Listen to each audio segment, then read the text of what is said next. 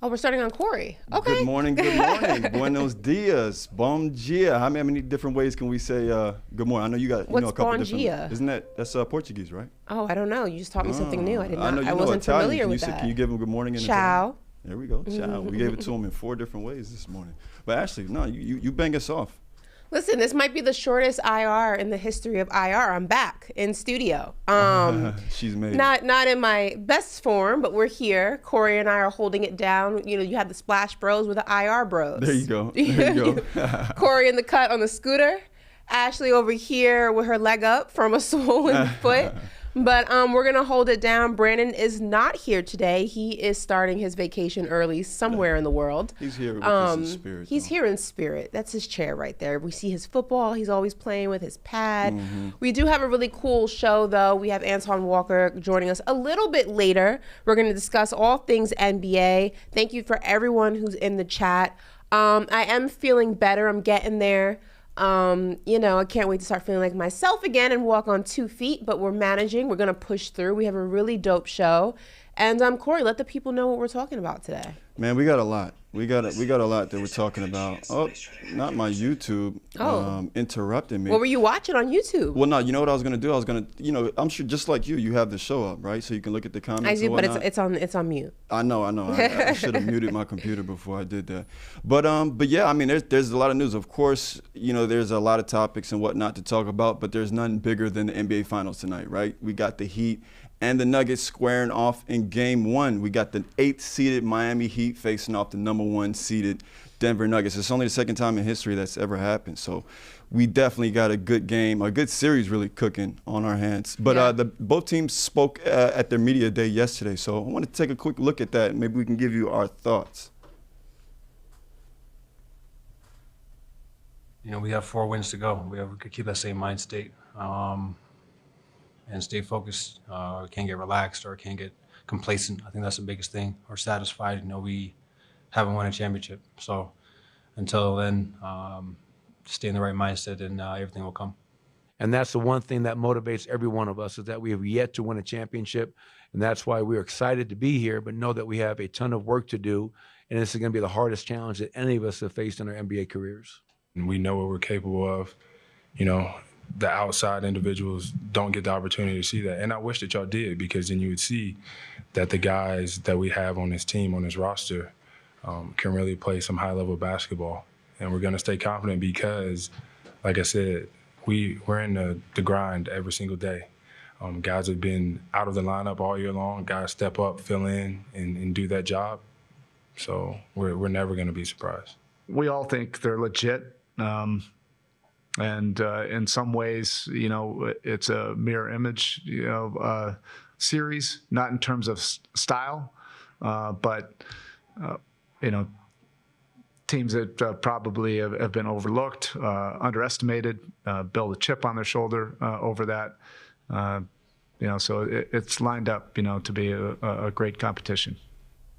No, I mean, a great competition is right. I mean, you look at both of these teams. It's going to be a good series. But right now, Ashley, who do you have more confidence in really heading into Game 1?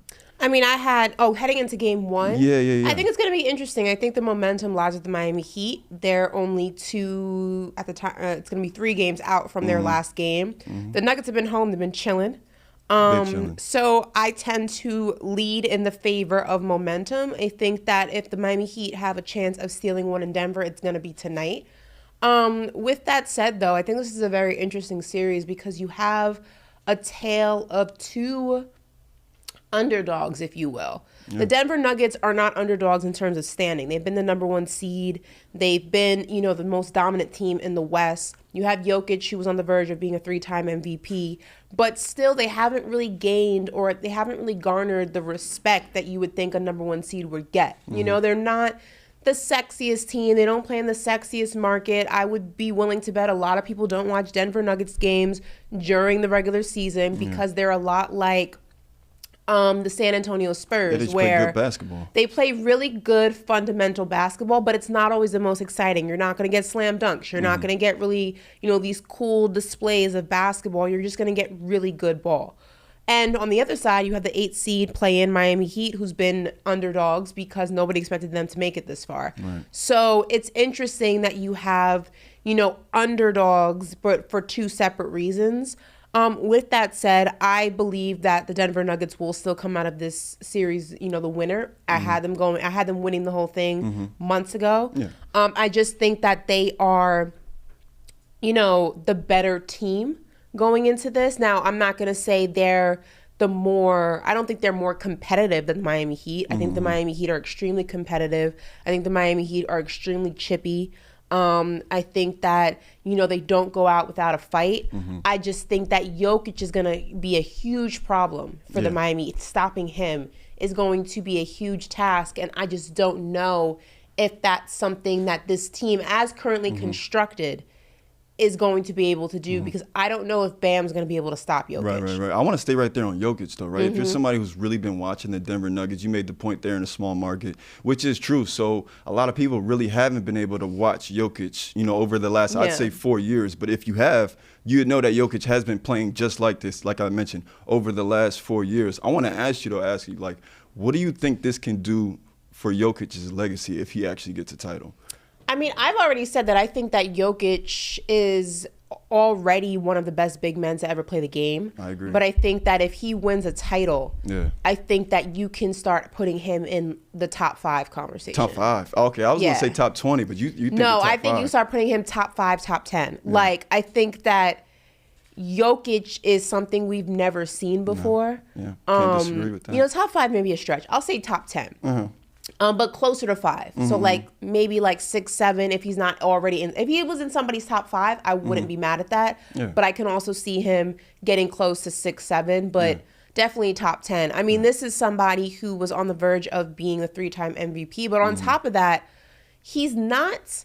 Watching him play, I'm somebody who watched the Denver Nuggets play the entire season, but I'm also somebody who, back in the day of Tim Duncan and Ginobili and Tony Parker, I watched the Spurs play a lot. I'm somebody who, I don't really need, the glitz and the glamour. I like fundamental basketball. With that said, I am so amazed watching Jokic play because he does things that he shouldn't be able to do. He's not the most athletic. Like, let's be honest. He's not the most athletic. He's slow. Physically speaking, he doesn't, he's not like this Adonis, like a LeBron where he's ripped and he's cut and he's like lit. I mean, he does things that are just so abnormal to somebody who looks and plays like him. But I have seen him do things that the most athletic player couldn't even do. It's absolutely insane.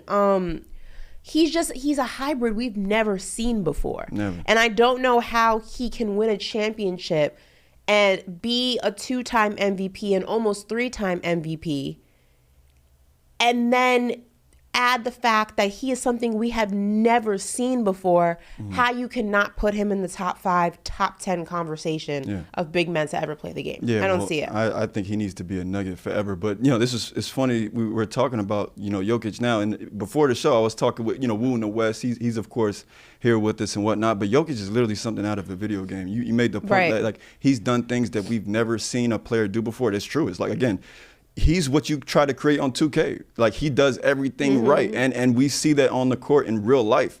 So to your point, I definitely think he can be a top 10. There's only 5 positions on the court, right? And if we're talking about him being one of the better centers of all time, I think he can be in that top 10 list. That is if, he starts to secure some titles. And I think this could possibly be the start. It's so easy. Like, I find it hard to believe. Like, not hard to believe. I find it hard to accept people who don't like Jokic. Yeah, right. He is so easy to like. Like, he's not flashy. Not that I mind. Listen, trust me, this is me. I don't mind flash. I don't mind glitz. I don't mind glamour. I don't mind sparkle. I love it. I'm here for it. Shine bright, shine like a diamond, all that. But Jokic reminds me of a Tim Duncan. Yeah. Like, he lets his game speak for himself. Yeah. He doesn't do too much. He doesn't, he's not talking the biggest trash talk. Even in the game, like, he does things. And normally when you see certain celebrations and, Jokic is just like, yep, I did it. Move on to the next. He's just so humble and he's He's also very funny. Like, if you ever hear, like, things that he says sometimes, he's very funny. Yeah. No, even him yesterday in Media Day. You know, like, he had some clips in Media Day yesterday. That was one of my favorite clips was when they asked him about being picked last in the All-Star game. And he looked at the camera and he said, I am not meant for this game. I don't know. Like, he's like, basically like, don't insult me with All-Star games. I'm trying to win a championship. Exactly. I don't give a crap about being picked last. He's just so easy to like. You know, I'm a big fan of Jokic. I don't know. Like I said, I don't think it's going to be a sweep. I know a lot of people are saying, oh, the Nuggets are going to sweep Miami. I don't know how you can see what Miami has done this playoff run and think they're going to get swept. If they're going to lose, they're going to lose going down swinging. Yeah, of course. I think that given how this Miami Heat team has been able to claw and scratch their way to wins, I wouldn't be surprised if this series goes 6. All right, now you were kind of transitioning to the Miami Heat, so let's talk about their superstar. You were making fun of me yesterday about my bromance with Jimmy Butler, but like, no, he's a legitimate superstar. Like, let's be honest. Like, we've seen what he's done in this playoff run, and we also have to give him credit. Like, he's led the Heat to the Eastern Conference Finals in 3 of the last 4 seasons. Like, you know, there's only one other team that we could say, you know, has done just that, and that's, you know, Jason Tatum and Jaylen Brown and the Celtics and whatnot. But what do you think this would do for Jimmy Butler's legacy if he wins a title? Now, I think the question is, you know, with the ring, is Jimmy Butler worthy of the Hall of Fame? That's really my question. Do you think Jimmy Butler's worthy of the Hall of Fame without a ring? Without a ring, you can kind of make a case that he's one of those guys that just wasn't able to get one. There's a lot of players who will go in the Hall of Fame and have been in the Hall of Fame without a ring. Exactly. So that's what I'm saying. I think, don't you think that a ring might cement that theory there? I mean, for me, Jimmy Butler's a Hall of Fame player without the ring, but I guess for people who are doubters, yeah, sure. Okay, so you do think he is one without the ring? Yeah, like I think Carmelo's one without a ring. Right. Yeah. I mean, I don't think that rings should dictate Hall of Fame. I think that there are some players who just couldn't get it done, but I think we're seeing the best basketball of Jimmy Butler's career right now during his stint in Miami. I mean, he's broken multiple records in Miami. He's broken multiple Heat records in Miami. I think he gets in regardless. I think if he wins, it hushes a lot of the doubters and the naysayers. But me personally, that wouldn't, if he didn't win one, I still think he had a Hall of Fame career. You know, I still remember that stat that you deemed ridiculous, right? What's that Jimmy that? Butler holds. It's him and Michael Jordan, the only 2 players with multiple. I don't care about those ridiculous stats, Corey. The only 2 players with multiple 35 somebody does something, it's Michael Jordan did it. Rebounds, I 5 don't, assists, 5 steal games. I think that's an incredible stat. Don't care about those Jordan reach stats. I don't care. Yeah. Well, you know what's another storyline in this series, though, is that Tyler Herro, he will return for Game 3. Right, and yesterday, Draymond Green, well, it was recently, I'm not sure if it was yesterday, but recently Draymond Green on his podcast said that Tyler Herro, he's somebody that's too talented not to incorporate, right? But he added that he wouldn't slot him really into the rotation, meaning that he wouldn't throw him maybe back into like the top 7 rotation that they have and would just use him maybe situationally. How do you feel about that? How do you think they should incorporate Tyler Herro? No, I agree. I think that Tyler Herro's missed a lot of basketball. And to go ahead and kind of just thrust him into the lineup as if he hasn't missed a lot of basketball would be kind of irresponsible.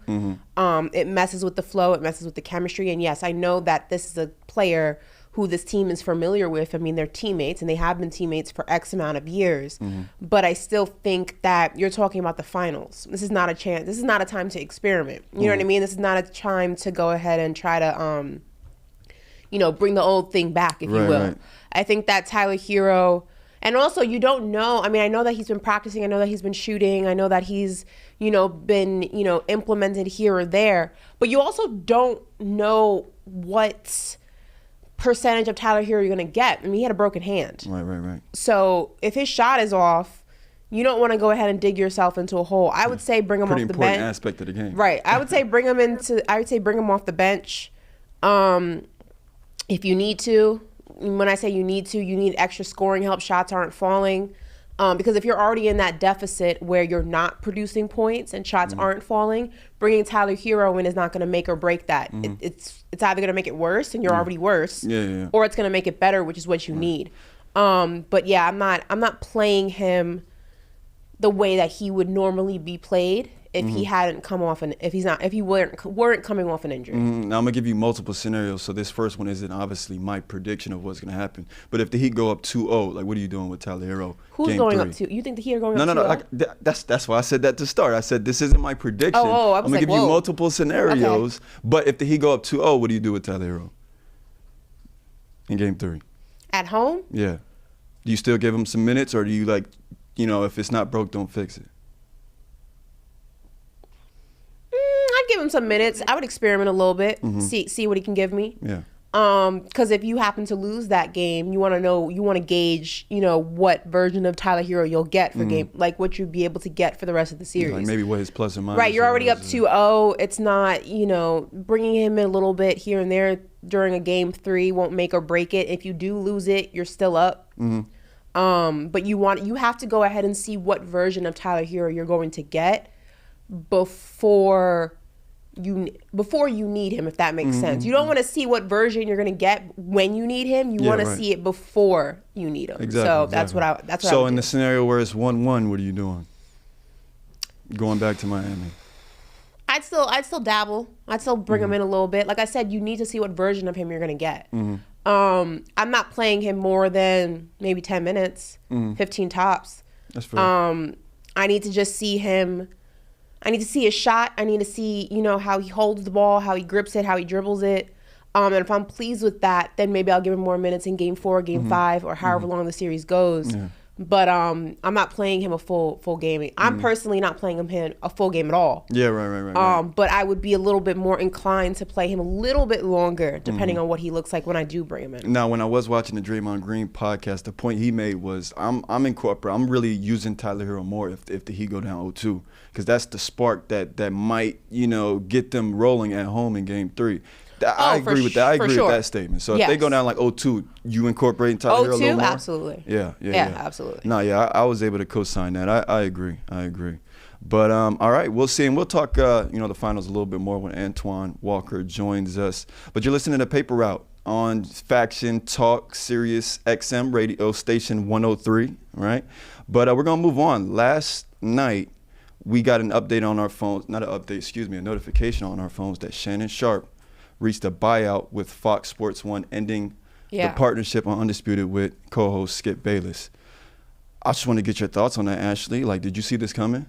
Well, before we start that, I see all these sweatshirts that Brandon Marshall has just hanging here, and I am freezing. So, Woo, can I grab one of those? Yeah, you certainly can.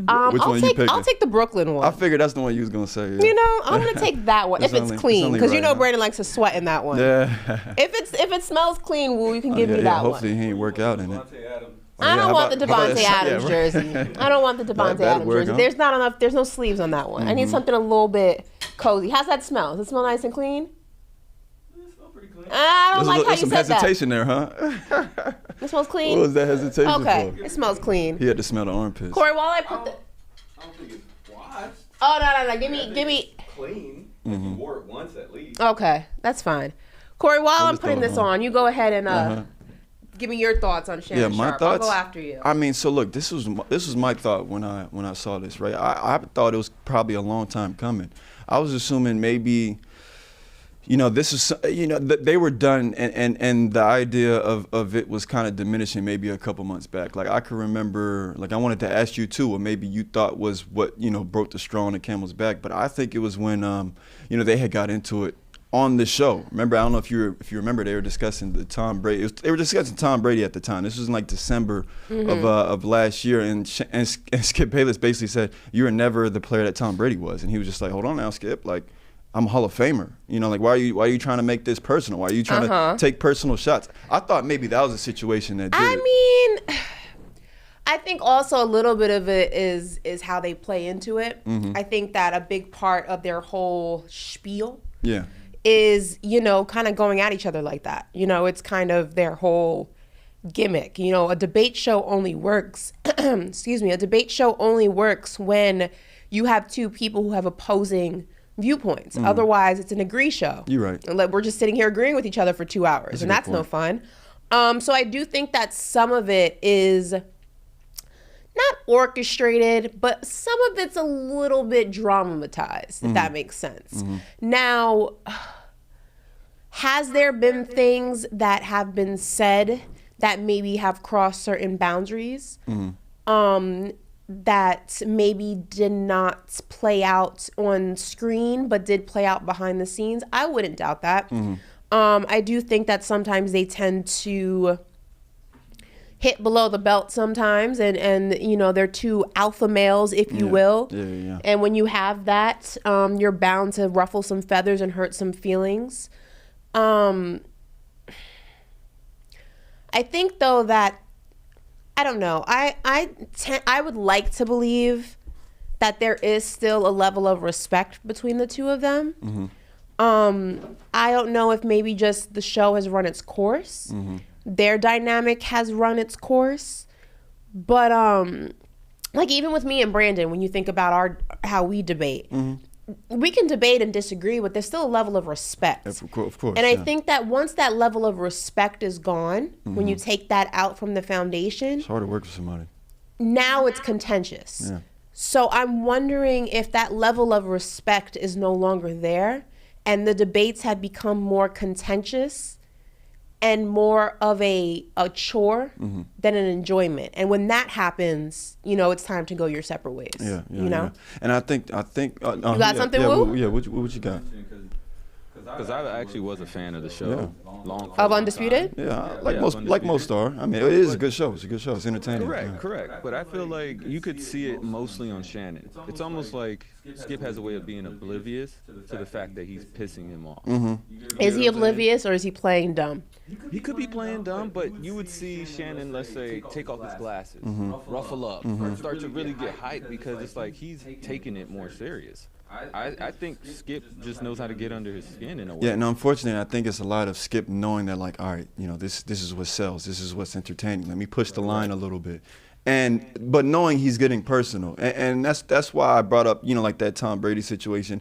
I think, you know, to your point, that might have been when this respect was lost or when it was broken.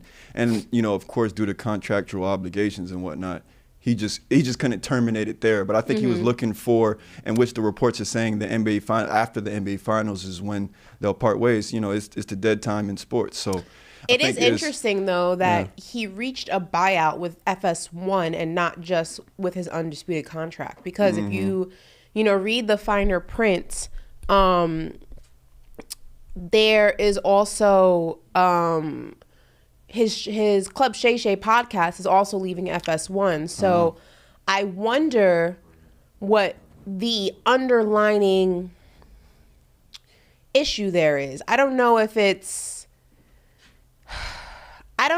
he's unhappy altogether with just FS1 and maybe how he's been portrayed on Undisputed, and that's been a trickle-down effect, or if FS1 prioritizes Skip more than they prioritize Shannon, and that's something that left him feeling a type of way. Yeah. You know, to Skip's credit, not taking sides, but he, before these whole hot take, you know, talk show type things, he was an incredible journalist, like a well-respected journalist. He is somebody who you can say was one of the pioneers for this hot take, you know, first take type of show format. You know, he handpicked Stephen A. He handpicked Shannon Sharpe to be his partner. Not saying that, you know, that gives him carte blanche, but I wonder if in the eyes of FS1 it does, and that also ended up being something that was an issue for Shannon, because to be completely bought out of your deal with the entire company says to me that it's not just about Skip, that it's about more than him. You think he now takes the new media route? Think just makes his podcast more of his thing? I mean, look, he has a great podcast. He has a great following. It does really well on YouTube. I wouldn't be surprised if it was picked up by, you know, whoever. He got an endorsement deal with, you know, a sports book house or whatever the case may be. There's so many avenues now to go ahead and get content out. You don't need linear all the time. Yeah, right. I don't see him making the jump to ESPN or anything like that. Yeah, you don't think it's not like a switch? You don't think he'll make a move? I'd be very surprised if he went to ESPN, truthfully. He may do the new media thing. Yeah. I don't know what it would look like who he would partner with, but that's probably a fair assessment. Mm-hmm. Now, what do you think the future looks like for Skip, though? Do you think Skip will probably just kind of get like a new co-host, or do you think you'll see him more on like a large panel type thing now? No, he'll just find a new person. Yeah. I think Skip's. Do you think Undisputed will remain? You think Undisputed will remain, and it'll just be, just new hosts? I believe that Undisputed is their highest viewed program. So I would be surprised if FS1. But it is interesting. They got rid of. What's Undisputed without Shannon Sharpe? They got rid of Jenny Taft also.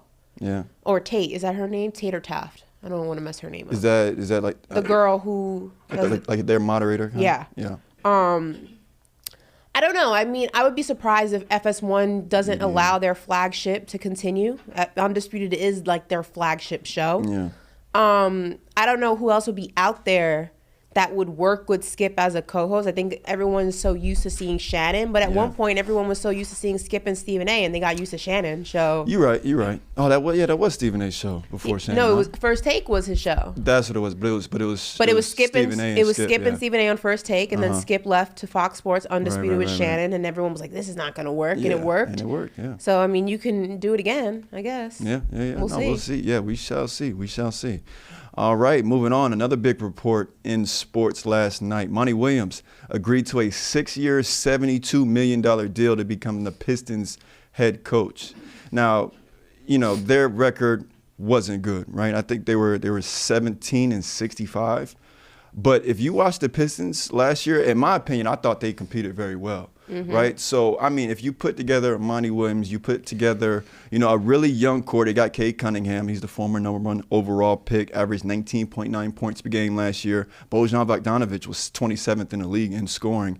And then you got a whole bunch of other young guys. James Wiseman, they acquired him through trade. You got Jalen Duran. He's 19 years old, but showed a lot of promise.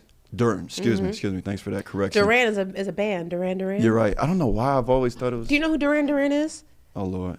Put me on the spot. No, you don't know who Duran is. Oh not. My God. Okay. But give me a history lesson on who that is. It's a band. It's but what type of, what genre? Rock band. Oh, rock band? Mm-hmm. From which era? Like the Duran's probably from the 80s, I want to think. Yeah. It's like you never heard that song?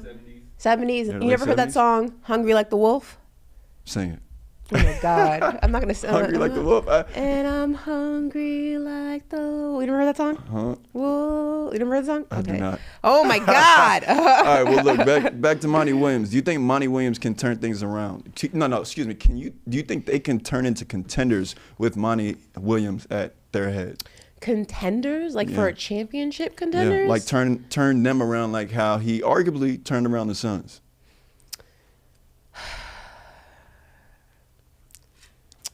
I'm 50-50. I think that Monty Williams is great when it comes to program building. I think that he's the coach that this young team will benefit immensely from. Do I think that this is a team that's going to be a championship team during his tenure? My gut says no. Do I think that this will be a playoff team during his tenure? Absolutely. Okay. I think that he is, like I said, a coach that is a program builder. I think that he does really well with young talent, molding it, shaping it. I think that players like him. I think that players like him. I think that players respect him. They respond to him well. And I think that's going to be super beneficial when you have a team of such young guys. I mean, they're all under the age of 27, I believe. Right. It's a very young team. Yeah, the entire team, I'd say. Bojan Bogdanovic, he's up there in age, but I'd say for the only most part, 27, like this whole team is like 27 or younger. So they're going to need a lot of leadership. They're going to need a lot of molding. And I think that Monty Williams is the coach to do that. Not a championship team, but definitely a playoff team. And I think a multiple-time playoff team. I don't think it's going to be like a one-time playoff run during his tenure. I think we'll see them in the playoffs a few times. Yeah, because look, what I wanted to do was look back at the Phoenix Suns and their records over the years. The year before Monty Williams got there, the Suns were 19-63. That was their record. In his first year, they kind of brought it closer to 500, 34-39, and then in that next year they went to the finals. right? Wow. So that's something I think that he can do there with the Pistons. Pistons, they hold the number 5 overall pick in this year's draft. I mean, They do. I wish I can go through maybe like some like historical number 5 overall picks, but I think you can get a franchise-changing player at the number 5 overall pick. So they have pieces now. Again, you throw in Monty Williams as a good, leader. I think they got something cooking. We'll see. I mean, I was telling, the guys before the show, they went to Miami and beat the Heat. Now, granted, it was in December and whatnot, and you can argue that was, right. Basketball hasn't really started yet. Yeah, but okay. yeah, and I think that's even before the All-Star break, right, or nearing the All-Star break. Yeah, in the December. All-Star break is in February, so. But look, the Heat, we know them. I mean, look, they're in the finals right now. We know them as a team that's going to show up every night. Mm-hmm. Pistons beat them by 20 points in Miami. So I'm like, I think there's promise. You talk about a guy like Jaden Ivey. He was a guy because Cade Cunningham and Bojan Bogdanovic, they were hurt down the stretch of the season. Jaden Ivey was a young guy who had to step in. He averaged 16.2 points per game, right? It was really their primary scorer in that time that Cade Cunningham and Bojan Bogdanovic were out. Again, he showed promise, just like Jaden, you said Duren, right? Jaden Duren, yeah. Jaden Duren. Like, all of these guys, again, I think they show promise. But, Jaden Ivey, I think he can be like a legitimate, like, third scorer when they have a full, healthy roster. They have a dope team. Yeah. Like, they have a dope team with a lot of upside and a lot of promise. I'm a fan of a lot of the guys on that squad. I think they've drafted well. I think that they've been able to secure a lot of dope players because they've gone through the dark ages. I think that Monty is the coach for this team. Yeah. I just hope that people are realistic with their expectations. That's all. Yeah. No, I would say give him about 2 to 3 years. How you feel about James Wiseman and his potential? You remember him? He came from Golden State. They were looking to really incorporate him and what they had going, but just couldn't really, make a fit with him. Find a fit. Yeah, I mean, James Wiseman, there's a lot of upside to him as well. Like you said, they couldn't really make it fit with him in Golden State, but I think he has a lot of talent and a lot of positive things that he can bring to a team. So I'm interested to see how Monty, utilizes that. Right. Sometimes I say this a lot of the times, and we've seen it throughout the NBA. I think that sometimes the players get bad reps because they're in bad situations. Yeah. But then you get a different version of them in a better situation, and it's like a phoenix rising from the ashes. I think about Derrick Rose, for example, is one of my favorite examples to use because, Derrick Rose was a player who in Detroit, he was kind of sent there for his career to die, essentially. Like, let's call it what it was. Yeah. Nobody thought that he had anything else to give to a team, to bring to a team.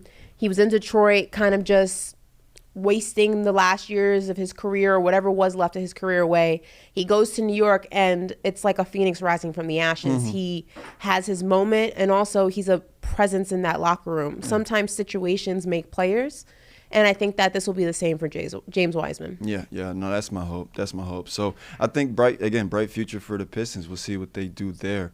Moving on, Fred VanVleet, right? Point guard for the Toronto Raptors, has emerged as a potential replacement for James Harden in Philadelphia. If you remember, not too long ago, the Philadelphia 76ers, they hired Nick Nurse as their new head coach, coming from Toronto. He spent 5 years with Fred VanVleet in Toronto, so it makes sense, that these reports are surfacing. You think he'd be a good fit in Philly, if they figure out what they want to do with their stars? Yeah.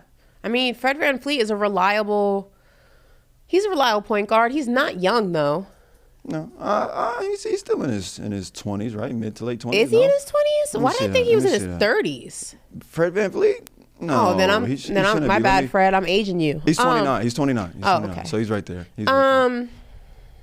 He's still averaging about 20 points per game, though. Yeah, I feel like, but you know what the and difference? And a great facilitator. You know what? Yeah, he's a great facilitator, but also he is reliable. You know what version of Fred VanVleet you'll get night in and night out. He's consistent. Which, much to James Harden's discredit, when he's on, he's unstoppable. I mean, we saw him drop 50, right? Or 40, whatever that game was. But when he is off, it's like, whose man's is this? Yeah, and what percentage of the time are you going to get him when he's on? So what version of James Harden are you going to get when he's on? I'm sorry, what percentage of James Harden are you going to get when he's on? Is it 10%, 15%, 20% of the season, because that's not enough. While he may not be the superstar that James Harden is, or the star that James Harden is, or the name that James Harden is, I think that he is a solid, consistent force that the team can benefit from. The only thing I'm concerned about, he's small.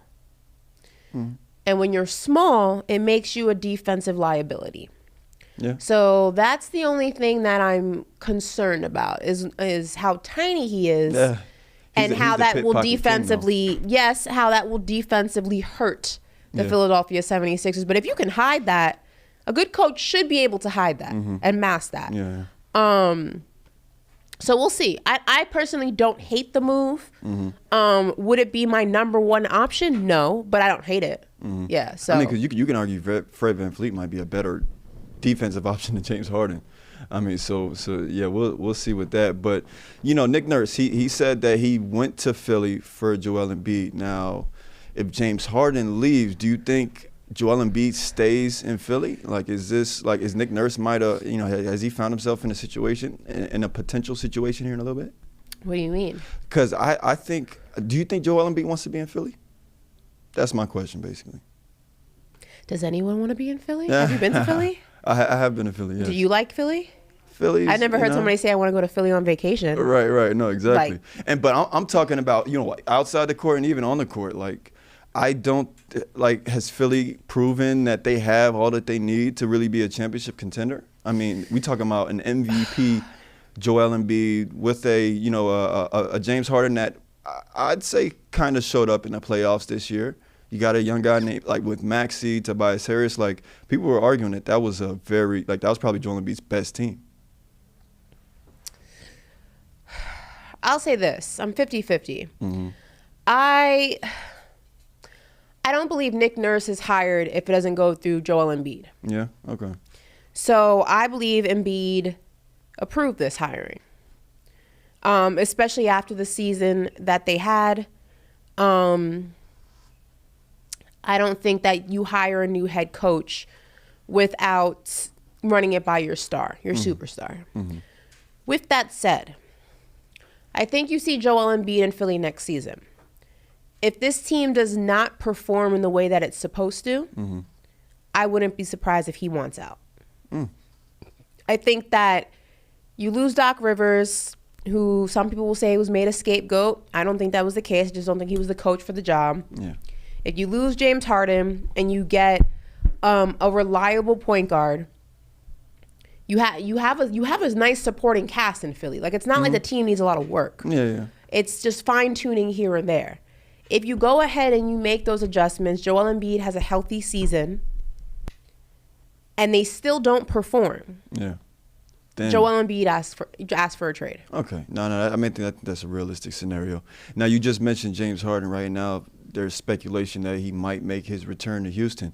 And on that note, it was a report yesterday saying that Boston Celtics are expected to lose a couple of their assistant coaches to Ime Udoka's staff in Houston. So I'm thinking, they might have a master plan that they're formulating in Houston, especially if if they're thinking about getting a guy like James Harden, already have a couple, young guards in Jalen Green and Kevin Porter. Can Ime Udoka turn things around in Houston? And maybe even before you answer that question, how realistic do you think it is that James Harden goes back to Houston? I mean, this is the man who left Houston to go to Brooklyn, left Brooklyn to go to Philly. Yeah. It wouldn't be that. It's not that far fetched that he would leave Philly, go back to Houston. Go back to Houston.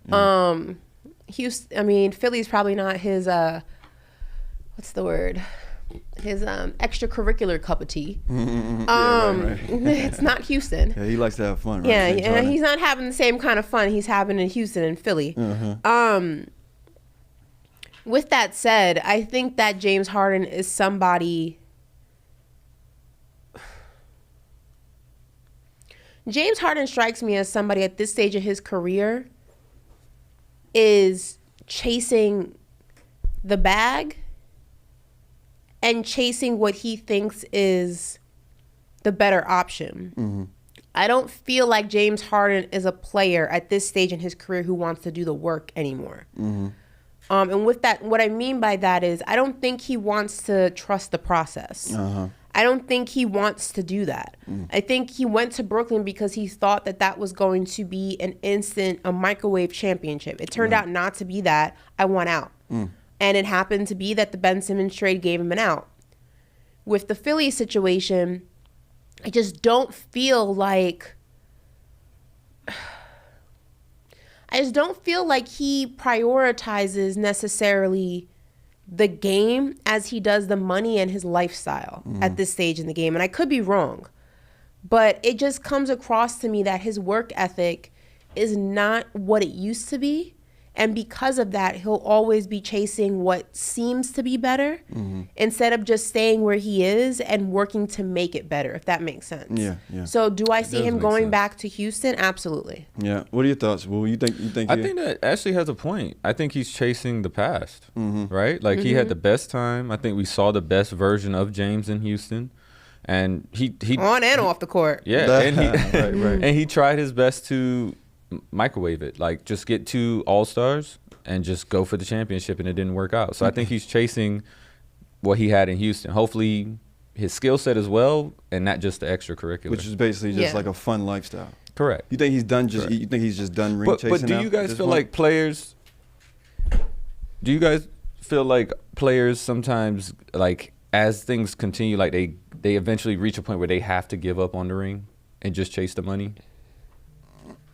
Well, I think there's I think there's 2 types of players, right? There are the players that, they still want a ring and they'll take like those vet contracts, right? Take the pay cuts and also a lesser role to get that ring. And then you have the guys like maybe like a James Harden, right? Who still feels he has a lot in the tank and still feels he's deserving of a bigger contract. So, I'm thinking James Harden hasn't reached that point yet where he feels like, all right, I'm nearing my, the time where I'm gonna hang it up. I think he still feels like he's deserving of those big contracts, and he's just like, I'm gonna put it in the owner or the GM's hands to just build something around me. Like I know what I bring to the table, but now I'm just gonna put it instead of really having a foot or say in, all right, I want to play with this player, like he was like in Brooklyn. Like I want to team up with KD and Kyrie. Like I think he's just like, I'm gonna find myself in a comfortable situation for myself, which would be Houston, where I can have that balance, that on and off the court, balance and whatnot. But yeah, no, I think he's gonna just put it in the hands of whatever team he lands on and just build around him. I think also James Harden has this warped sense of reality in the sense that he still thinks he is, like Wu said, this version of him that he's not. So when you speak about him, expecting a GM to build around him and to walk into this situation that's perfect and, X, Y, and Z, it's just this unrealistic mindset because he's not that version of him anymore. Yeah. He's not that consistent version of himself anymore. And I think that when you still exist in a past tense version of who you are, it makes it harder to go ahead and coexist in the present, right? And I'm not saying that it's not about, championships are the only thing that matters. But at some point, you have to want to do the work. Yeah. You know what I mean? You can't keep chasing what looks like an instant fix. You can't keep chasing, that's the saying, the grass isn't always greener on the other side. There are always going to be problems in an organization. It's just that there may be different problems in that organization. But you have to figure out what problems you're willing to deal with, because the reward of what those problems will one day produce is worth it. And I just feel like he doesn't have that mindset. He just kind of wants to just collect his check, play ball, and sometimes play it at a high level, sometimes play it at an average level, and go about his business. So I don't know. It's unfortunate, but I feel like this is just the James Harden that we have. And now, to the question more centered around Ime Udoka and the Houston Rockets. Do you think he could turn things around there, like with the leadership that he brings? Turn things around in what aspect? I'd say, I feel like this is a conversation similar to the one we were just having with Monty Williams in the Pistons, right? How far away do you think the Houston Rockets are from being maybe a playoff team or maybe even like Not a far. play-in team? Because I'm looking at their record from last year. They're 22-60, and if you watch basketball, the Rockets were another team, given the Warriors trouble out in the West, given the Nuggets trouble out in the West during the season and whatnot. No, they would lose those close games ultimately, but they're a team, with promise. Jalen Green, he's the 23rd scorer in the NBA, 22 points per game. Kevin Porter, 19, averaging about 20 points per game, 5 assists. And then also he's another guy, just as I said with the Pistons, these teams, they don't come on TV often, right? Mm-hmm. But you got a guy, if you watch the Houston Rockets and Alperen Sengun, the dude's a bucket.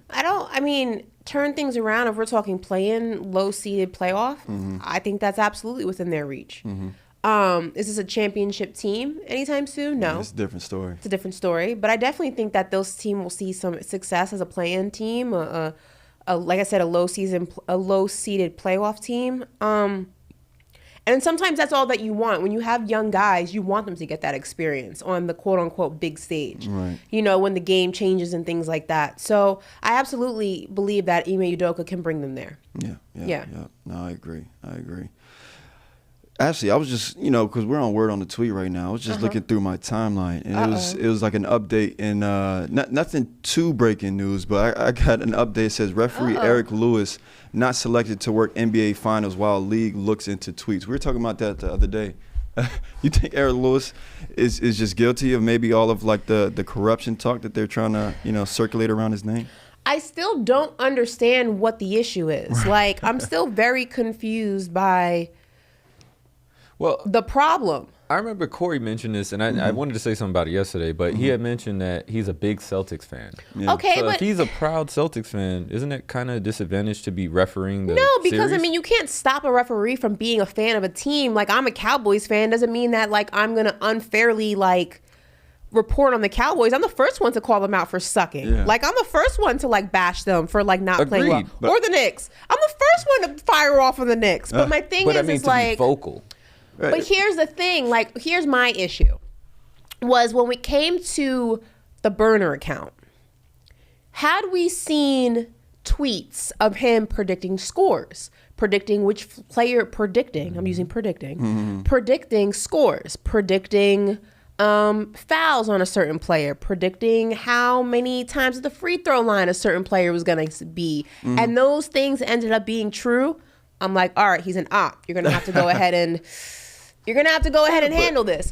But we're talking about a burner account where he's defending himself. I don't see anything egregious there. Unless it's a deep dive. Unless it's okay, this is the beginning, but maybe he has a FanDuel account, maybe he has whatever. Then I get it. Then we got a deep dive.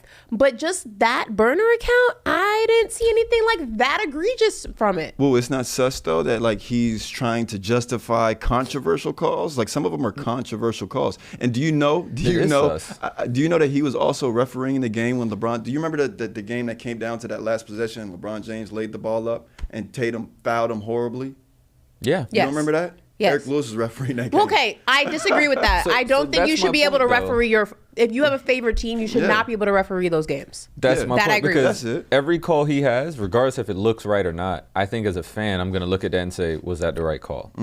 Every time. Really? What if he's refereeing a Pistons-Cavs game? No, I'm fine with that. Okay, so you're just talking about Celtics Celtics games. Yeah, I agree with that. I don't think he should be able to referee Celtics games. That's why I don't think he should be vocal about it. Be a fan, just don't be vocal. So no one feels a way when... Well, how did they find out he was a Celtics fan? I'm not sure. Did he just come out and say How I'm do a you say Celtics? that? I think I want to say he's just shown on his own personal Twitter page. He's shown that he's been to Celtics games. It's just another. So he has a burner account and then a personal account. Right. Yeah. It's. Come on, it's boy, known. do better than that. Yeah, exactly. That's He what doing I'm the saying. most. You really doing the most. That's a little extra. Yeah. Oh, and Ashley, did you see that the Knicks parted ways with their GM?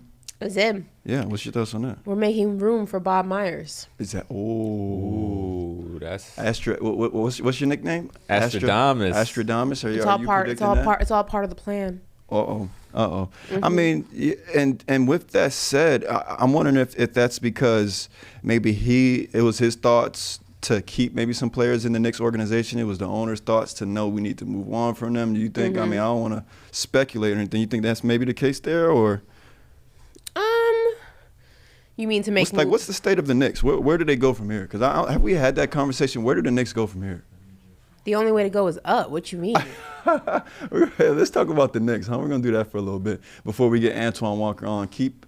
Stay tuned, right? Because Antoine Walker and Ashley are actually going to go over their top 5 players deserving of a Supermax contract. But, yeah, before we do that, let's talk about the Knicks. Let's talk about the Knicks. Like, do you think, who are they building around moving forward? Is it Julius Randle or is it Jalen Brunson? No, it's Jalen Brunson. I think Julius Randle's not a number one guy. Love him.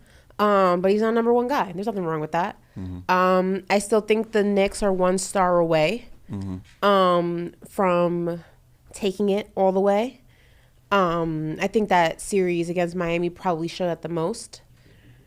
And I think that the Knicks, though, foundationally are in a good position. I think we have a nice core group of guys.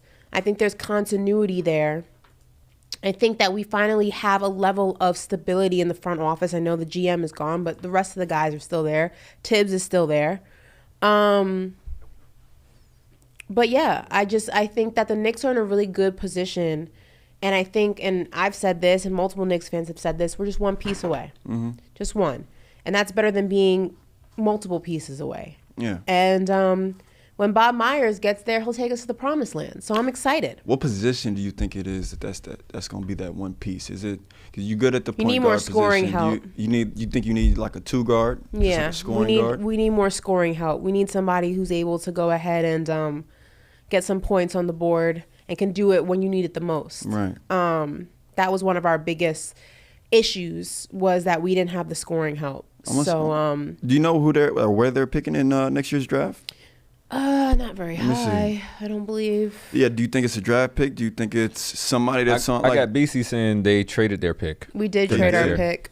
Oh, in the Jalen Brunson trade, right? Yeah. Who are some guys that's on the end of the bench? Like they traded Grimes, it to Portland for Josh Hart. Oh, right. It was the Portland for Josh Hart. I knew it was from one of those guys. Yeah, we traded our pick to Portland for Josh Hart, who I absolutely love. Yeah. But he's getting roasted for drinking breast milk on Twitter. Did you see that? I mean, can we have an honest conversation? Yes, can we? Yeah. I know a lot of men who've had babies.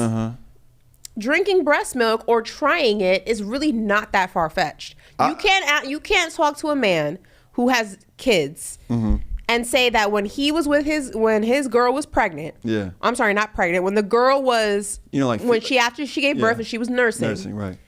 That he didn't try her breast milk. I feel like that temptation gotta be real. Well, you don't have kids, do you? No. Okay. Who has kids here? I don't know. Does BC got kids? BC in the booth? No, BC in the booth. Only Mysterious Manderville. Ask Manderville if he ever tried breast milk. As of right now, I'm being told he doesn't want his milk consumption out in the streets. So that's a yes. Yeah, right. That's a yes. I'd be willing to bet milk? Good money that Brandon Marshall has had breast milk. Let's see. Anyone in the chat? That's what I want to know. I think it's one of those things where it's like, once it's your family, once it's your unit, I think people are willing to do more different things, right? Like, let's see. Anyone in the chat who has kids, or maybe you don't have kids, but you've tried breast milk. I'm not judging. If you have tried breast milk and you don't think it's that bad, go ahead and let me know. I'm curious. Wait, did you say? I just saw somebody. Maybe did I miss you say maybe it tastes like chai? Did you say that? No. That was not. Okay. That was not woo. I was reading somebody. That was not woo. I was reading. He said maybe it tastes like chai. I barely consume dairy, so that wouldn't be me. Oh, you not a dairy guy? Not a dairy guy. So you eat cereal still? No. I don't eat cheese pizza. Am I childish for still eating cereal? Tony Garner said breast milk isn't terrible. Yeah. Somebody said they say it's sweet. Tone Miggin says I've tried it. Tone, how did you like it? What did it taste like? Right. It's got to be better than cows, though, right? Because they say you shouldn't. Muhammad said, I ain't going to hold y'all. I tried it by accident. Why is that the word, that you shouldn't drink cow milk? Because, okay, let me go ahead and break this down for y'all. Because I made the transition. As somebody who was born lactose intolerant, I've done a lot of research on dairy. Perfect. And when you think about dairy, okay, Dairy is a way for mammals to feed their babies. Okay, so when you are a cow, your baby drinks milk from you to nourish its body. Same thing with goats, same thing with every other animal, human to human. You should not be drinking the milk of an animal that is not your mother. So therefore, you drinking cow milk when you are not a baby cow is ridiculous. Yeah. It's not meant for you. It is meant for the calf. So that's why you should be drinking. So we just out here spilling mama's milk. But is it a detriment to our bodies to be drinking? It's not great. I mean, there's a lot of research about it. There's just, it's not great for humans to drink or consume animal dairy. It's just not meant for your body. It doesn't break down in your body the same.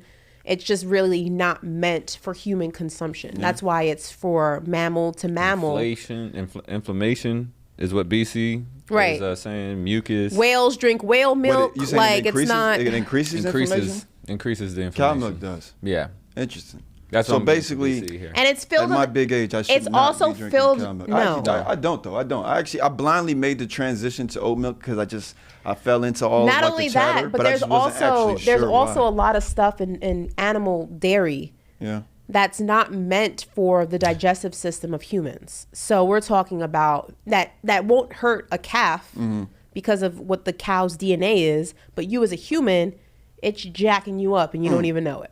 But I will agree with Nick in the chat who says, and this is just old philosophy, old knowledge, but 80s babies raised on cereal and milk. That's just well, we didn't know any we didn't better. have the education yet. We didn't know any better. I definitely still. I mean, I was born in the 90s, and I was born lactose intolerant, so I've never had animal milk. So I've never had this issue. Yeah. But yeah, back in the 80s and the 70s and the 60s and the 50s, they didn't know any better. It was like a super drug back then. Like drink milk and strong bones. Remember the Got Milk campaigns with the milk mustache? I don't understand how much milk I drank as a kid. I love milk. That was probably like my favorite drink. Okay, were you a by the glass drinker of milk? Yes. Yuck. Look at Ashley's face. Yes. Corey literally will go to a fridge, I will drink a pop it glass open. Of milk. Yeah. Like not even chocolate, just plain? I haven't done that in years. Like just plain milk? Yeah, plain milk.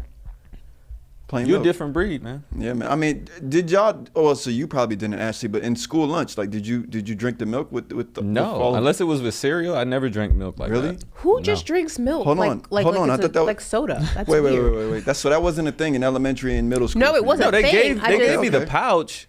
I just didn't choose to drink it. No, it's not a pouch. It was a straight. carton. It was the carton. A little mini carton. Yeah. Okay. I thought you was talking. No, someone in the chat said that. Tony Garner said that's sick, Corey. I see a couple. I'm with Corey's though. Christy O says, nah, Corey looks like a milk drinker. I just saw that. Corey looks like a milk drinker. Hey, don't forget the EY. Corey, Corey. I appreciate you, Marcus. Was it Marcus Curry? Sports talking milk. Yeah, I don't. We having a milk sports talking milk. Wait, so what's your alternative? Is it almond milk? I've only ever had almond, oat. I've been drinking oat and almond before it was cool. Yeah. At one point, I was drinking soy, but they say soy has some things with like your reproductive system, and you shouldn't really consume too much of it. Well, I know for men aren't supposed to. Yeah, because it's filled with estrogen. I think that's why. Yeah, but women don't want an excess amount of estrogen either. So I drink soy in like moderation. Yeah. But yeah, I've never been a dairy. I was literally one of the first people in my family, or I think I was the first person in my family to be born lactose intolerant. So I've never been able to like consume. So this was something like, did you have to learn that maybe in like the first early couple months? When I was a baby, my mom would like give me milk. And I would be sick. Like I'd be colicky, crying, and she was like, I don't understand. And then the doctor, when she took me to the doctor, they suggested switching me to formula, and the crying and the colicky stopped. So that's how they figured it out. Diapers was probably looking crazy too. Yeah, crazy. Diapers was looking nasty. Like, listen. I'm a big oat. I've transitioned to oat milk. I actually really like it though, because oat milk's amazing. Yeah, I like. What brand do you use? Silk. Okay, I use Oatly. I'm a Blue Diamond almond kind of guy. Blue Diamond almond. Blue Diamond almond's pretty dope. Yeah, but I don't like Oatly, sweeteners, things like that. I think Jay-Z has some stake in Oatly. I think he's like a part owner of Oatly. Really? Jay-Z got stake awesome in coffee. Oatly is great. Yeah. Jay-Z, I'm getting BC confirming. Yeah, that's what I thought. Yeah, because I was already like that. That was already like the brand that I chose, and then I learned that after the fact, and I was just like, oh, that's a bet. Now I know. Yo, when Antoine comes on here, we gotta ask him if he ever had breast milk. Yeah, we got to. It's only right. We'll have him on in a second. You know, It's he only has right. kids. We got to definitely ask him if he's sure, had breast milk before. Yeah, he's I a father. personally, like, this might be kind of gross, but, like, one day when I have a kid, I'm going to try my own breast milk. Yes. I don't think what that's I'm saying. gross. Like, I was never, even before it's come this out whole- of my body. I want to know what it tastes like. Yeah, you know even- what I mean? Even before when you this guys whole, were like, kids, Josh you Hart didn't stuff. like smell scabs or none of that. What'd you say? Smell? Huh? What'd you say? Okay, just draw that from the record. He said you Smell didn't- scabs. He said you didn't hear me say that. No, but my cousin used to pick his boogers and smell them. No, what? I don't even Okay. get that. It's already in your nose. No, but like pick the booger out and then look at it, smell it, and then he would flick it. Smell it? I don't get the smelling part. No, I mean, I know. That's like a human. That's like human. I used to, behavior or when I something was like a that, little smell. kid, I used to do that with my belly button. Like I would stick my belly button, my finger in my belly button, and like twirl it, and I would smell it. Man. See, so I'm not alone. I used to smell my scabs. That's freaking nasty though. I almost I'd say dropped as an a F kid, bomb. I was just a big nail biter as a kid. That was about it. You That's were it. a nail biter? Yeah. Honestly, it's a habit that I've been trying to refrain from, even as an adult. I've obviously been able to kind of ditch it for the most part. Yeah. Now I just feel like I kind of just have like a personal like nail clipper. I don't know, but like I used to actually chew on the nails. Is that weird? Yeah, that's really gross. So much dirt gets I'll under say your nails. Since That's we're why I just don't like admitting doing it. all the weird things that we did. Hey man, we building our audience right now, man. They got Hey to get to know man, us. I want to mention something else, but I just feel like it's a little bit too X-rated. I don't know. Because I have guy cousins and I know other things that they used to do, but I'm gonna just keep that. You said you used to smell your scabs? Yeah, Yeah, as you a have to kid. elaborate on that, bro. What you mean? So basically, you know, when you're a kid, you're just getting cuts all the time. And like when I would go home, I would take the bandage off in between changes, and I'll just give it a little whiff. That's freaking weird, Woo. I know it's weird. That's I was so a weird. young single-digit It's a safe kid. space, man. We just being open and honest today. Huh? Now, don't care. I don't my cousin mind used to embarrassment. do some, things as he was going through puberty that were my just goodness. nasty. No, but we don't got like a Ashley story or like anything you used to do as a kid. Like, we made both of our admissions. I think we got. Antoine. Yeah, I told you just my wanted to belly make an button. announcement. Oh, you We did got say that. Antoine You on. said you used to twirl it around. Yeah, it was. I used to just take my something. finger It and was put it in my something belly nasty. button, twirl it around, Yeah. and then I'd smell it. Yikes. All right. Good people. I think we have Antoine Walker on with us. Is Antoine Walker on? Can we see him? Can we get a He visual on just him? got to unmute. There he is. There he is, my guy. Antoine Walker, how we doing, boss? He's on mute. Give We us a can't second. hear Oh, him. yeah, I think we got there you he on is. mute. Can you hear me now? We can hear you Yes, sir. now. We can hear you. How are you feeling, man? that. Doing good? I'm doing good. Man, good to have you back. Antoine, I before don't know about that topic you started. Yeah, that's before we get into Right. basketball talk, Josh Hart went viral on Twitter. Stephen A. Smith did a whole expose on it on his podcast about drinking breast milk. Have you ever had breast milk, and what does it taste like? No, I ain't never had no. You never had it? milk. You were never never curious to had it. try it?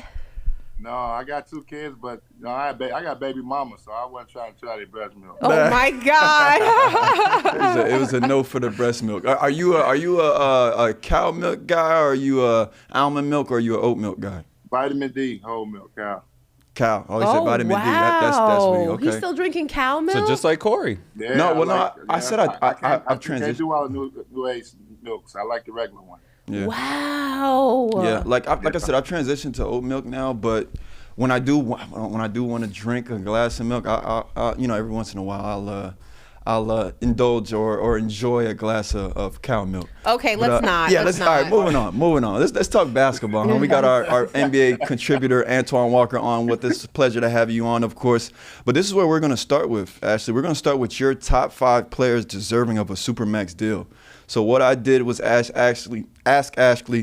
God, I can't talk. Ask Ashley. Yeah, that's like a tongue twister. Say that I 5 asked times fast. Ashley to come up with the top 5 players she felt is deserving of the Supermax contract, right? Whether now or in the near future. And this is her top 5 list. Ashley, you want to go through them? I'll let you go through them. So I threw in the obvious. Jason Tatum, obviously.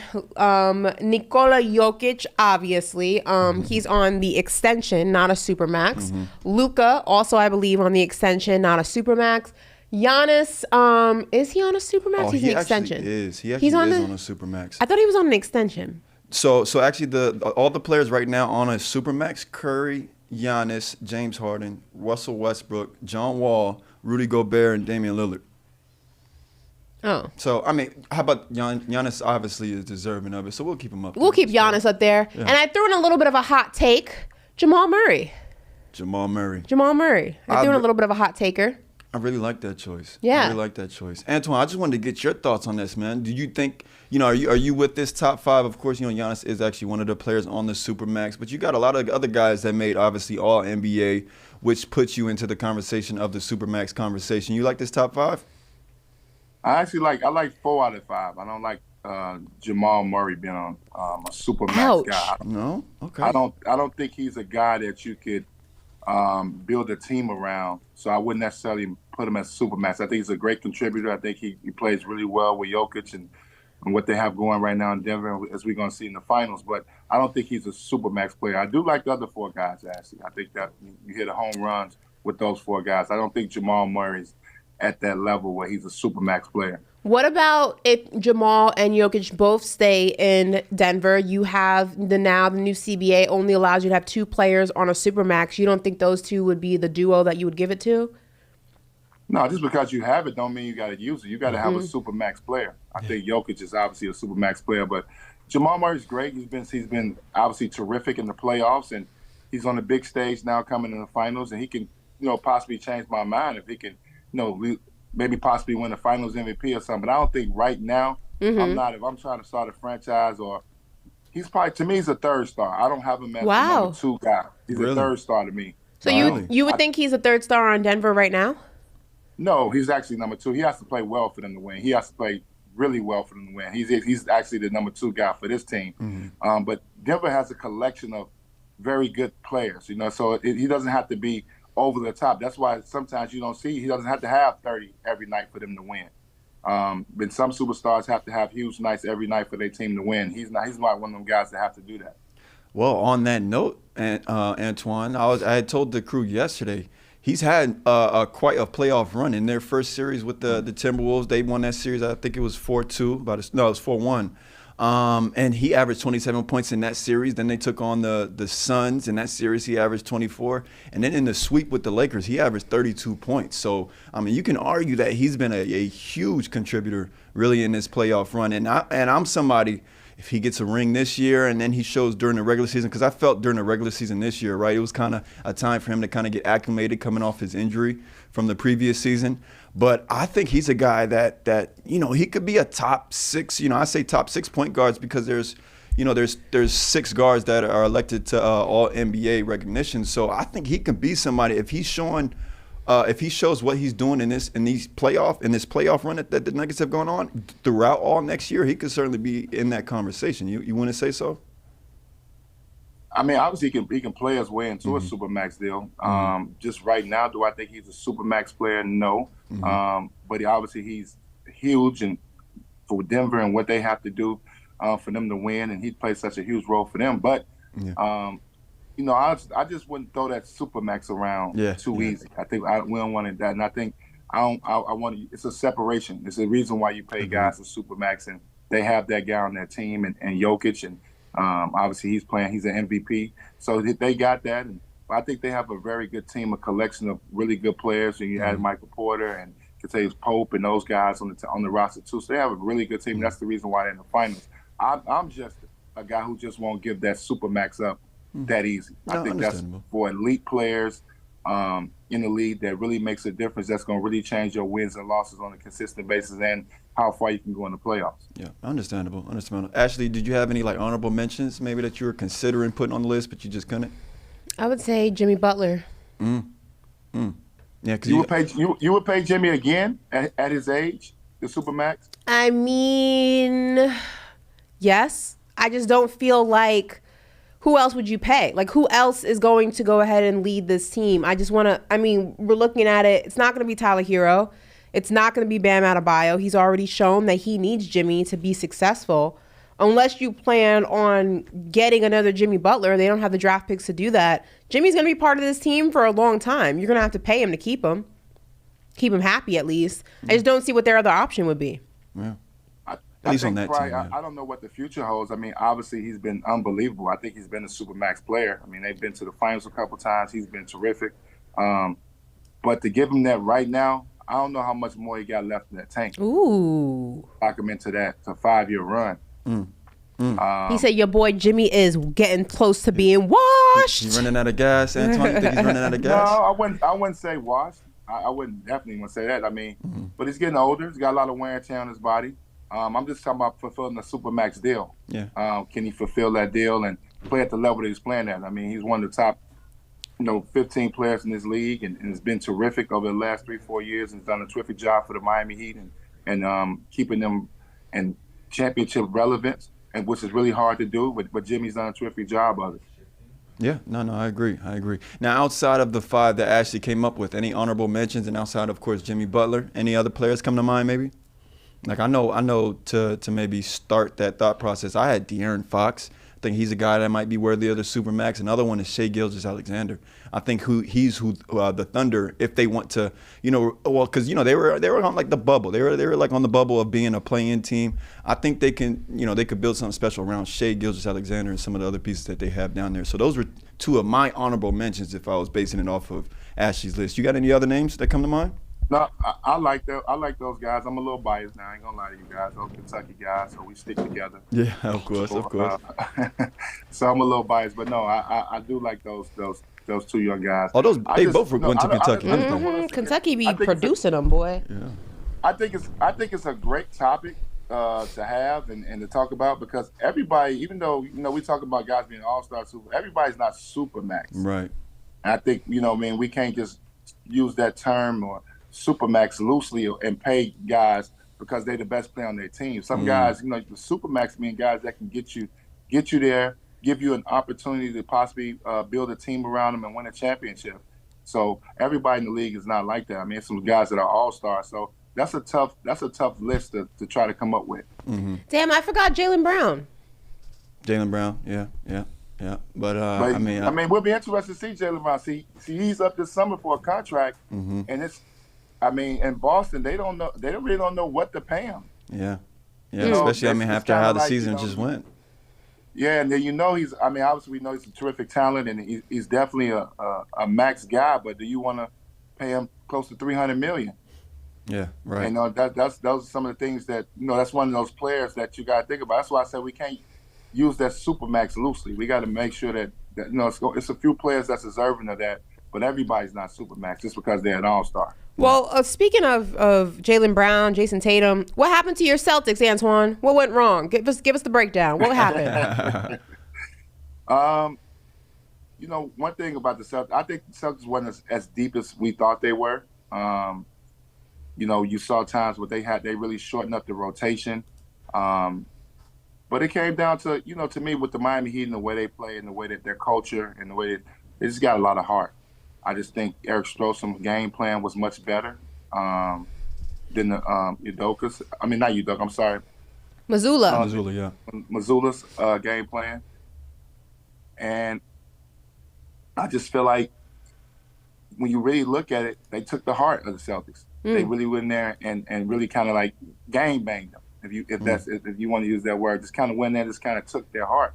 I think that was the best thing about it. That's the one thing that I loved about it, that they went in there and did that. But the one thing the Celtics are going to have to do, and obviously in moving forward with these 2 guys, you got to make a determination on whether or not you're going to keep those 2 guys, whether or not you're going to keep those 2 guys together, because they have brought you a lot of success. You have made tremendous and deep runs with them. So you definitely don't want to just blow this up. But you also got to get the moving parts around him. You got Al Horford, who's getting a lot older. You got to decide on what you're going to do with him. Robert Williams, I mean, you guys saw that. He didn't have a big role. We all thought he would have a bigger role right in that Eastern Conference Finals. So they got some things to figure out, the Celtics, but they're in great position. I think you pay both of those guys and you keep them together. They've had nothing but success. Why would you break it up? Well, that was going to be my next question. There's a lot of, it seems like within the NBA discourse, there's a 50-50 argument about whether or not Jason Tatum and Jaylen Brown can play together, can win together when it matters the most. Jaylen Brown has expressed, whether directly or indirectly, his unhappiness, not necessarily with the Celtics team, but with the city of Boston, for what he stands for, what he believes in, and I guess the contradicting environment of the city of Boston. Do you think that he requests to be traded and walks away from that money and gets paid elsewhere? Or do you think that there's this squad, those two, at least that tandem stays together? I would start with say the market value was very high for him, so he could definitely go somewhere else and get close to max money, if not max money. But I think Boston's a sports town. I mean, I played there for 8 years. They're going to be they like excellence. They like championships. They're going to support you. When things are going great, it's going to be one of the best places you want to play at. Yeah. But when things are not going good and the expectations is to win championships. I mean, that's how they are. It's going to be tough. I think he has to understand that when you play in a town like that, that's had an organization that's had as much success as they had, that comes with the territory. And most players should embrace that. I hope he does embrace that. I'm still affiliated with the organization. They love him. He just has to embrace the moment, embrace the challenge. And it's hard to win a championship. But they've been very successful and put themselves in opportunities to be able to have a shot at winning. They can get over the barrier eventually, but you got to keep going because they're young enough. Mm-hmm. And so I think with him, he just got to know that, hey, look, I'm playing with another superstar in Jason Tatum. We having a lot of success. We're making title runs. I don't know what else you're looking for, especially if he's able to get a max deal. Yeah. I know you. Corey, Christio in the chat says she has inside information that Jaylen Brown is staying in Boston. So I just want to put that out there. Is that right? That's what she said. Hey, all right, Christio, we got an insider here in our in our chat. Okay, cool. Hey, I'll take it because I mean, to your point though, Antoine. Yeah, if they break up, they might find themselves like, man, like I wish we would have just stuck to it, right? Like they might, like I think they'll both find themselves in a situation not better than what it was if they'd have just stayed together and stuck it out. So it'd be interesting to see what happens. It'd definitely be interesting to see what happens this offseason, especially with Jaylen Brown eligible for the Supermax deal. So we shall see. But how about we get into Game 1 tonight, Nuggets versus Heat. It's going to be a huge matchup between the two teams. I wanted to ask you, Antoine, as a player who's done it at a high level, the Nuggets, right? They're coming off. They swept the Lakers, so we know they've had a long break, and the Eastern Conference Finals was a battle between the Heat and the Celtics. So they just finished their series on Monday. The Nuggets are coming off 9 days of rest. Is that gonna give them an edge, or is that something they should be worried about? No, actually, it helps. I mean, you're able to get 9 days off. That's great to get your body. Right now your bodies are so beat up, but to have an opportunity to get some rest and get your legs back under you is going to be great. You can see some rust probably in Game 1 because obviously they haven't probably practiced hard. It's probably just been a lot of shooting and walking through game planning. So you're not getting a lot of 5-on-5 contact. So you can start. They'll probably start off this. I can see Game 1 being a little sluggish. And the Heat having the momentum to be able to go in there and steal Game 1. Mm-hmm. But the rest is great. I think after Game 1, they'll fall right back into place, and you'll see the same Denver Nuggets team we've seen throughout the playoffs. But I could see some rust being in Game 1, but I don't think it continues throughout the playoffs.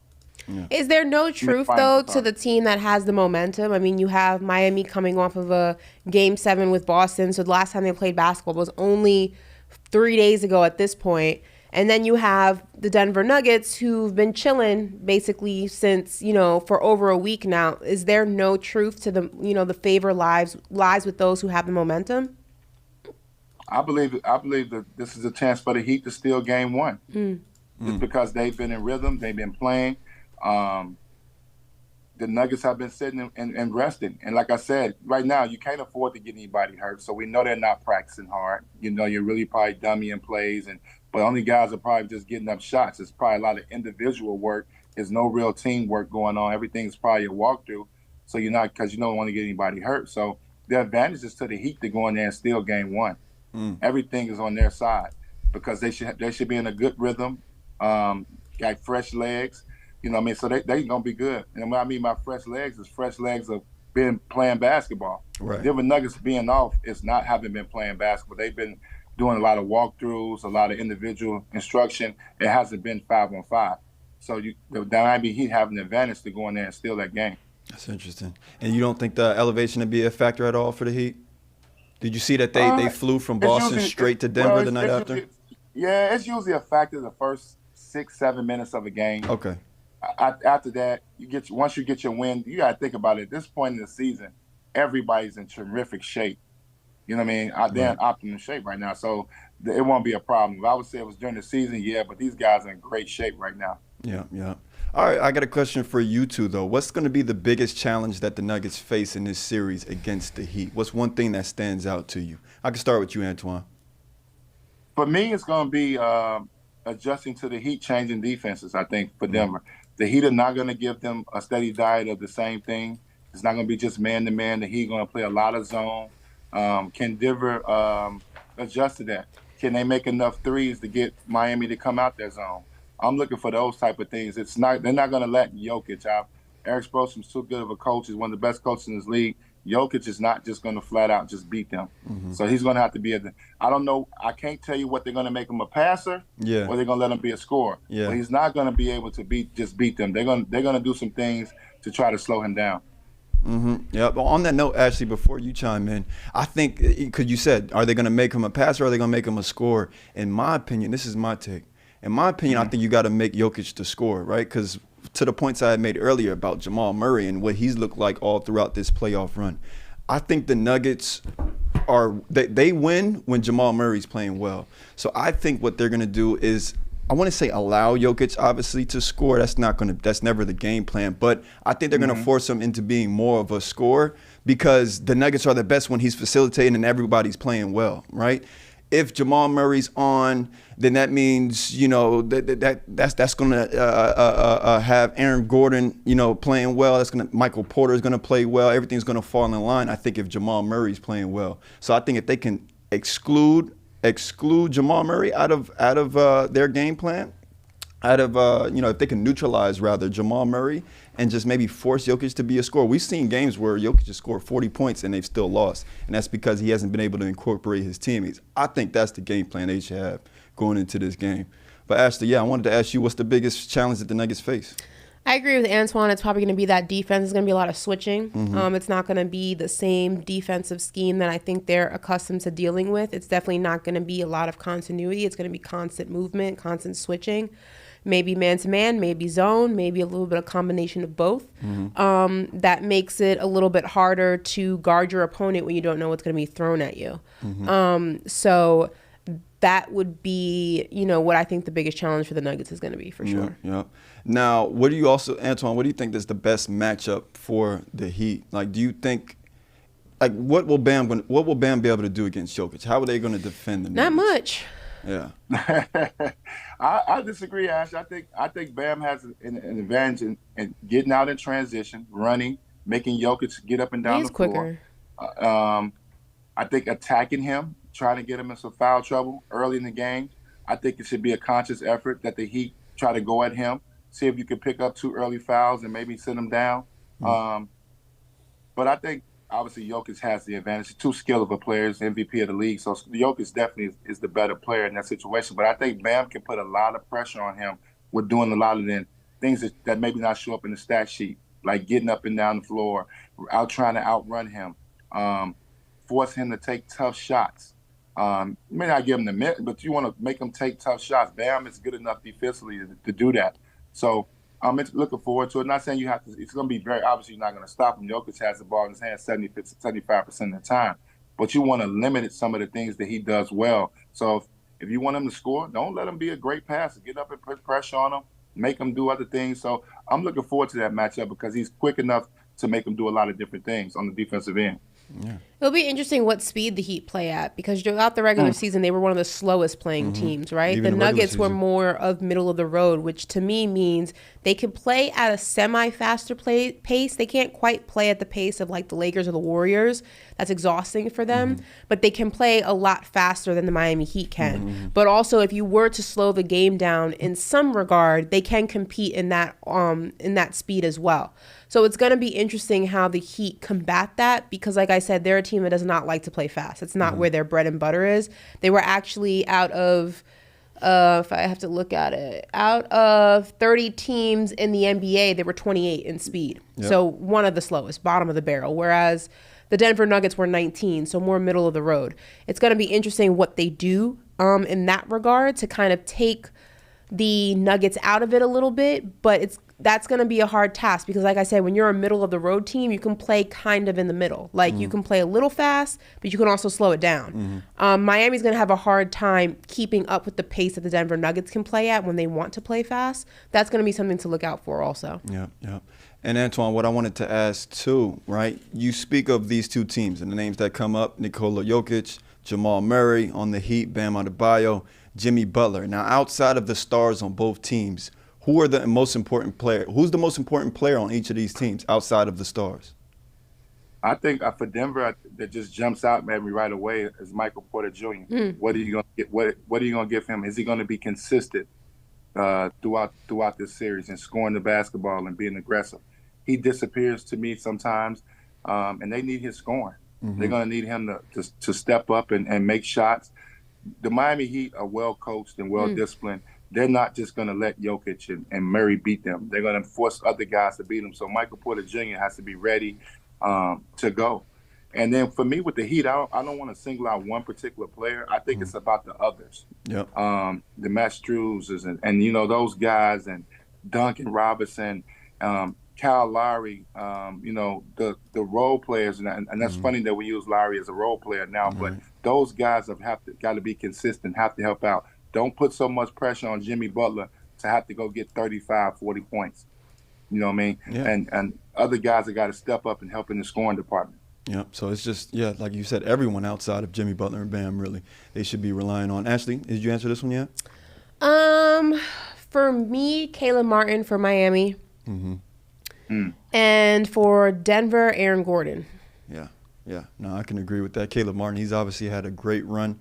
And then, you know, Aaron Gordon's another guy, right? Like when the Nuggets are winning, Aaron Gordon, you know, he's contributed on the offensive floor, and he's always contributing on the defensive end of the floor. I think he's a great piece that they have there as well. Antoine, we were talking about this a little earlier, right? Ashley and I.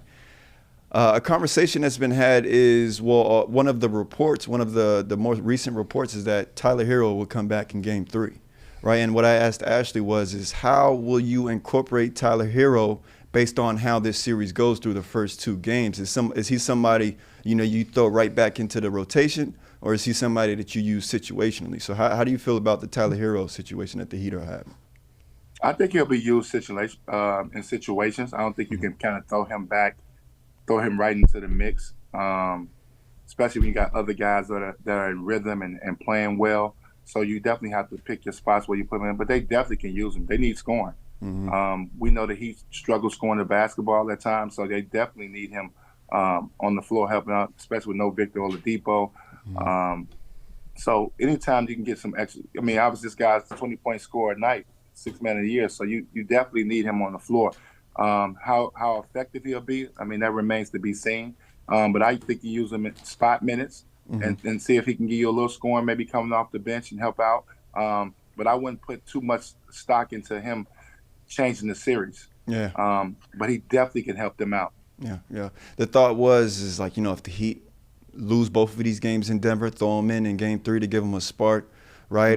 But if it's you know, a 1-1 split, or even if, of course, the Heat, you know, if they go up 2-0, if it's not broke, don't fix it. That's how I put it, you know, earlier. I'd say, you know, again, just use him in situations, use him in moments because he is that talented. But yeah, you know, it's going to be interesting to see what Eric Spoelstra, you know, does there. But you know, something else that we was talking about earlier too, Antoine, I want to get your thoughts on this. What would a title do for a guy like Nikola Jokic's legacy? Because I mean, he's a two-time MVP. I mean, won 2 in a row. This year, he was, you know, he was in the race to land his 3rd MVP in a row, but he hasn't have a title yet. What do you think a title could do for his legacy? I mean, the conversation changes differently now. You start putting him in a category as one of the top 5 centers to ever play the game. And people and he's done it in a different way. We haven't seen centers get triple doubles and, you know, put up guard type numbers and forward numbers. You know, usually centers are just points and rebounds. This guy has an unbelievable ability to pass the basketball and make others better. But the conversation changes, and he starts to become one of the all-time greats in the center position. That's what happens if he wins the title. The conversation just completely changes about this guy. I think guys respect him. They understand how good he is, how much of a unique player he is at his size. But now you get into that conversation with the big boys, with the Shaqs, with the Hakeem Olajuwons, with the Jabbar. You got to talk. You got to start to talk like that. This guy's been unbelievable in his career, and if he able to add a title to it, the conversation changes. Absolutely. Yeah, I mean that was my exact take. So I said top 5.